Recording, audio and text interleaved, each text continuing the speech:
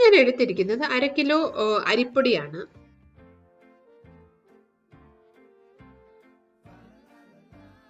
ഇതിലേക്ക് 1 സ്പൂൺ കടലപ്പരിപ്പ്, 1 സ്പൂൺ ചെറുപയറിന്റെ പരിപ്പും കൂടെ കുതിർത്തത് ചേർത്തതാണ്. ഇതിന് പകരം നമുക്ക് ഒന്നുകിൽ കപ്പലണ്ടി, വറുത്ത കപ്പലണ്ടി ചേർക്കാം.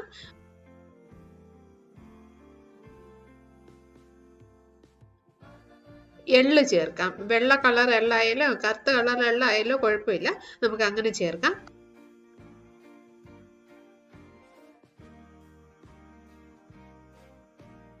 നമുക്ക് കുറച്ച് കറിവേപ്പില ചെറിയ പീസസ് ആയിട്ട് കട്ട് ചെയ്ത് ചേർക്കാം. ഞാൻ പച്ചമുളകിന് പകരം ഇതിലേക്ക് 1/2 സ്പൂൺ മുളക് പൊടിയാണ് ചേർക്കുന്നത്. അല്പം മഞ്ഞൾപ്പൊടിയും കൂടെ ചേർക്കാം.